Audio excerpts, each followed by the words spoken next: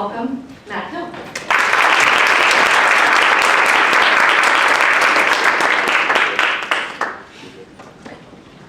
All right, thank you guys for having me here today, and thank you, Kathy, for the invite. I'm incredibly honored to be here. I know the theme for today is charting the course. So I'm talking a little bit about that, and particularly how to find your path in life. And I'm actually, we said former patient of Nationwide Children's, but I'm actually somewhat of a recent patient of Nationwide Children's. I had to get a minor surgery here recently that's actually going to improve my function as an amputee. So even today, it was a last minute case. Dr. Scharschmidt with the hospital came in and saved the day for me and massively helped me out. So I'm just incredibly thankful for everything you guys have done for me, as we'll dive into. But even still today, you're continuing to help me and my family, and I just could not be more grateful. You have cancer. It was a confirmation of a diagnosis the boy had already known in his heart to be true. Yet the words coursed through him, sinking his soul to rock bottom. The tightness in his throat as he struggled to clear it, the tears that welled in his eyes, waiting to fall. The pounding in his chest as his heart raced faster than even his mind. He had cancer, and he was only 18 years old. You see it in the movies, you hear the inspiring stories on the news of those who battled with immense, impossible strength, overcoming even the worst of odds. But this didn't feel like the movies. The boy didn't feel so inspirational in this moment. The doctor continued on, discussing the prognosis, laying out the treatment strategy, rattling off statistics with surgical precision. But the boy was no longer in the room. His mind had escaped to another world, a world of fear and questioning, of doubt and crippling anxiety and disbelief. And then he caught one line from the doctor that brought him back. The first small glimmer of hope amidst the abyss into which he'd been thrust. Because this is a pediatric cancer, it would be best if you were treated at Nationwide Children's Hospital. The boy lifted his head. He'd never been to Nationwide Children's, nor did he ever dream he would have need to go there, but something about the name rolling off the doctor's tongue gave the boy more hope than anything he'd heard since the diagnosis. The doctor gave one final, "I'm so sorry," and left the room. The boy stood, giving his best attempt to adorn that armor of strength he'd seen in the movies, but the weight was too great, and he crumbled under its pressure. His mother and father embraced him as cries erupted forth and tears poured from his eyes. They stayed wrapped together like that for a long time, as if the next move made everything real. For this one moment, they could cling to their final shred of calm before the storm. Less than a week passed before it was time to begin. The rain poured down, drowning out all thought as the boy's father drove up Livingston Avenue, ever closer to their final destination. They made one final slight turn, and suddenly the hospital emerged from the gray skies as if placed there by God himself. The boy was in awe. He never witnessed anything so grand in person, stretching higher than he could even see. His dad pulled up to the curb right outside the entrance to drop him off, and the boy slowly emerged from the car, that same tightness in his throat, that same pounding in his chest. He grabbed his crutches, as his leg where the cancer resided was no longer viable. He crushed along the sidewalk, his hands slipping on the handle grips, though he wasn't sure if it was from the rain or the sweat of his palms, but he had to get to those sliding doors. The doors opened and he rushed through them to escape the cold. He came to a second set of doors, feeling the warmth of the inside. There was a large wooden desk ahead as he kept moving, kept crutching, as if he could run from the very moment itself in the rhythm of his movement. Crutch step, crutch step, crutch step. He turned past the second set of doors, doing a complete 180-degree turn as he desperately tried to avoid his crutches slipping from the water. He rounded the final corner past a massive pillar, and looking up ahead of him, I came to a complete stop. Because what lay before me was not a hospital. There were no sick and broken kids who'd given up on their lives. Before me was a forest, with kids laughing and playing on large wooden animals and windows that stretched to the skies, lending to fractal patterns of natural light that danced along every surface they touched. Sounds of animals and crickets came from seemingly nowhere, a cacophony of nature's symphony, lifting even the darkest of days. I stood there speechless, awestruck, in total disbelief of what lay before me, but one thing I knew for certain. This was the place I was meant to be. This was the path I was meant to walk, and this was the team that would heal me. And for the first time since I heard those awful words, "You have cancer," I looked up and I smiled. Thank you, everyone, for the honor of speaking with you today. My name is Matthew Hill. I'm a partner in Impossible Performance, where we are in the business of human potential. We help others leverage the challenge they face in life to create an impossible version of themselves, someone who could not or should not otherwise have existed, and who is capable of overcoming the impossible challenge we face. Through this, we run a podcast and several social media channels, as well as an online community we've built of people all in pursuit of what we call the impossible, and all of whom have charted a course to their highest potential. This is my path. This is my course in life, and I could not be more honored to have the opportunity to walk it every single day, even if I am missing a few pieces. But this hasn't always been my path. As I'm sure you figured out by now, I love to tell stories. And it doesn't take a mental level IQ to realize the story with which I opened is my own. 12 years later, and this moment is still imprinted in my mind as clearly as the day it happened. That day, my life took a dramatic turn for the better, despite the most crushing of circumstances. And it happened right inside of Nationwide Children's Hospital. And I truly do not believe the same level of change could have occurred anywhere else.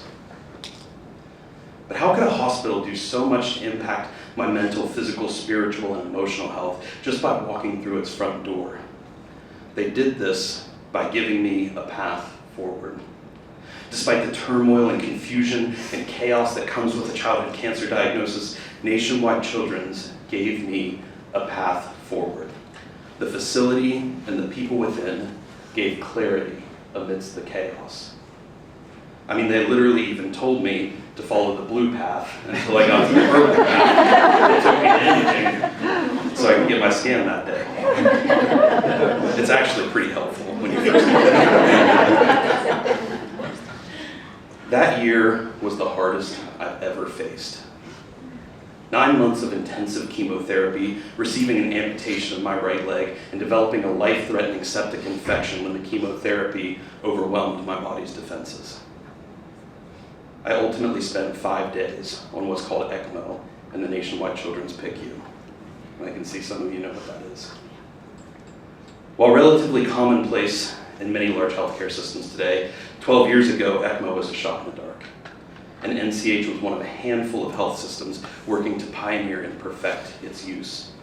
Back then, roughly 50% of people placed on ECMO did not survive to come off of it.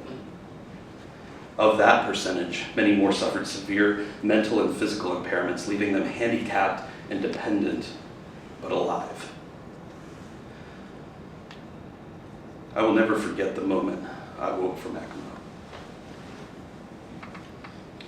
It is once again very different from the movies.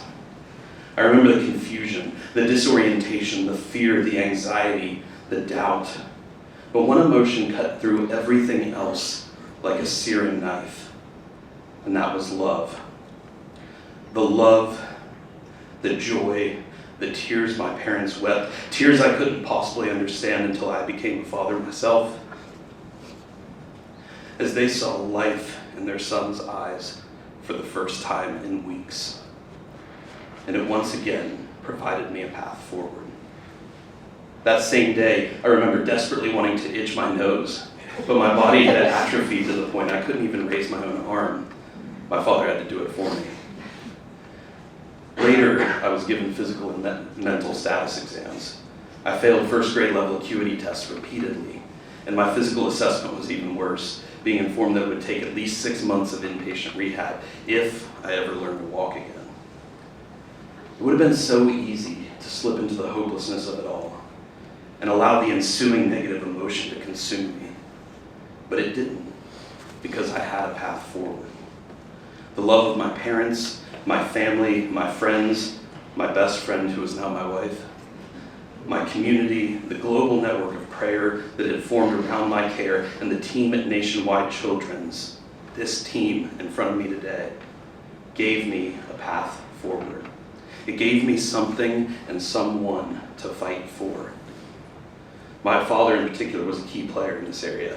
He was the first one to teach me to not accept limitations placed upon me and to keep an open mind to my own potential. He immediately started me on apps designed to train mental acuity, and for every hour of physical therapy spent working with me on strengthening my atrophied body, we went another 2 hours practicing movements and reigniting muscle memory. And while I didn't so much appreciate it at the time, he even pulled all the blinds at 7 a.m. sharp every morning, flooding my hospital room with that same natural light and restoring my circadian rhythm. I'm very thankful for it now. Every day, I had a mission to complete, a path to follow, and it charted the course of my ultimate success.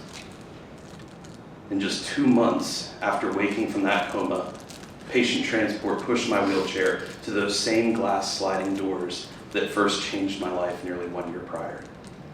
We came to a stop just shortly before the doors. I pushed down the locks on the wheelchair, took the crutches from my father's hand, and walked out of those hospital doors. That feeling of the cool winter air, much like we have today, kissing my skin for the first time was nearly divine. And it was in that moment I knew a world of impossible potential lay before me.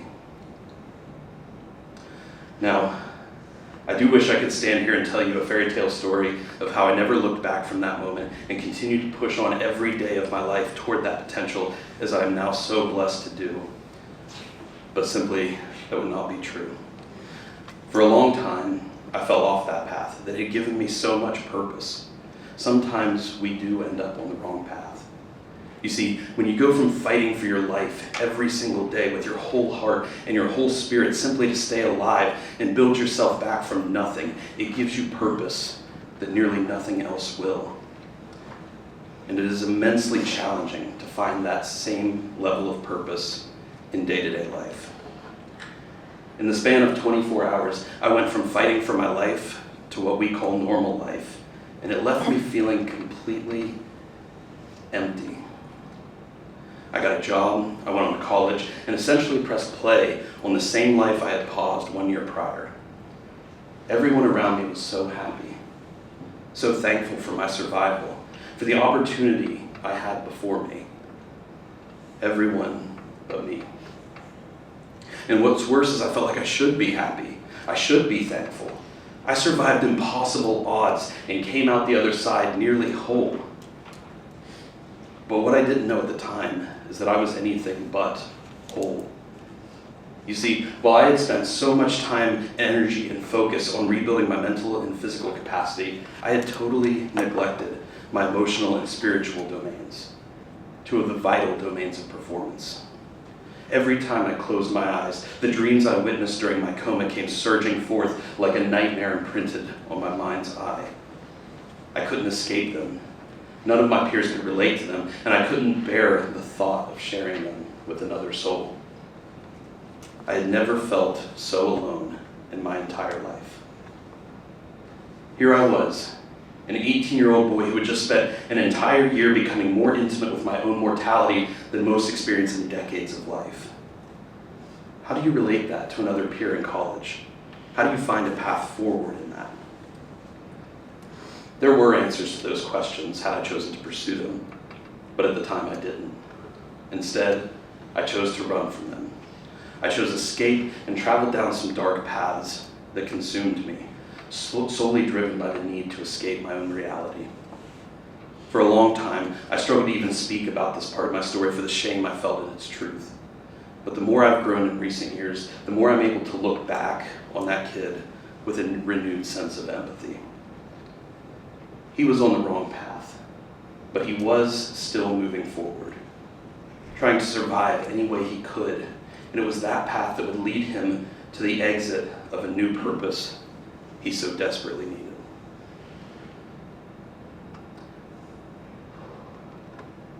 Nearly 4 years later, I was running up the final hill on West Long Street.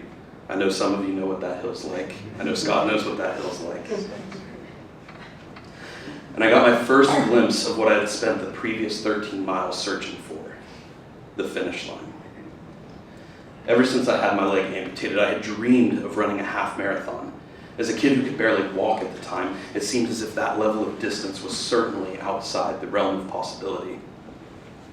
It was close now. I was in so much pain, but never had that faithful path shined so brightly. I continued on, past the roaring crowd, passing some runners as others passed me, each of us fighting our own unique battle in our mind as we raced towards the light of that finish.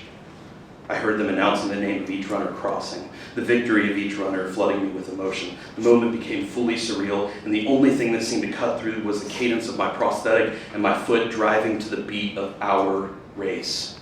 Step clack, step clack, step clack. And then nearly without even realizing it, I crossed that finish line. I even ran a few steps beyond just to make sure I wasn't some dream I'd created in my mind. I stumbled to a stop and broke down in tears. So much so that a nearby medic had to come up and make sure I wasn't having an emergency. And the last thing I remember that day was looking up, just as that boy had years before, newly diagnosed with cancer, purveying the wonder of Nationwide Children's for the first time. And once again, I smiled. You see, there were so many paths that had led from his spot to mine. Not all of them were enjoyable, and some of them were the wrong path entirely.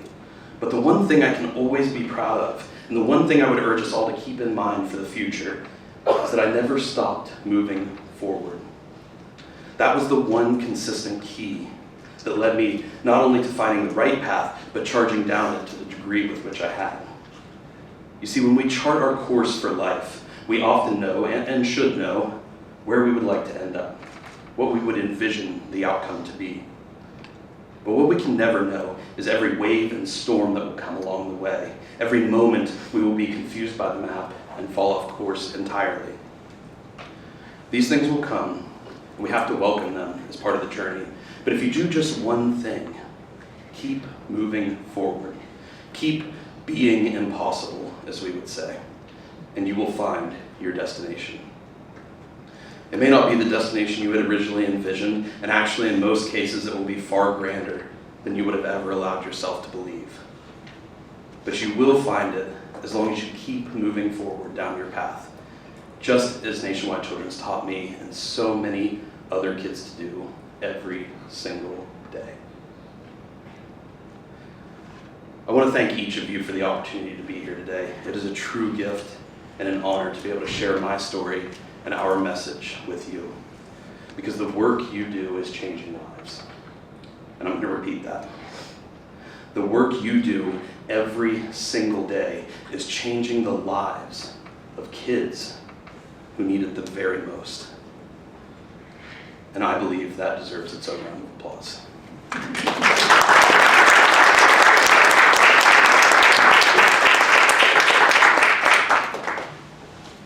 I began our discussion today telling my story in the third person because while this was my story, it represents so much more than I could ever be. It represents the 1.9 million kids that Nationwide Children's and Columbus Children's Hospital have served since they first opened their doors as a 9-bed facility in 1892. And I will guarantee the original founders, even in their wildest dreams, had absolutely no concept of what it would grow to become, the lives and families it would impact. But I can tell you this, they never stopped moving forward down their path, a path to create a world where they lead the transformation of child health so children everywhere achieve best outcomes. And I would urge every single person here today to do the exact same. Find your path to move down and keep changing paths until you find one perfectly aligned with your purpose. and pursue that path with everything you have. And if you can't find a path where you are currently, keep moving forward, because one might just find you as it found me. In that opening story today, I switched to the first person point of view at the exact moment I first saw a path forward. First took responsibility for how I managed the challenge before me, and first believed in a level of potential beyond what I currently possessed. That baby. An impossible level of potential. Nationwide Children's gave me that gift. Each of you sitting here today gave me that gift. You gave me life. You gave me family. You gave me the opportunity to move down a path of doing the impossible. And as Walt Disney once said himself, it truly is so much fun. Thank you, guys.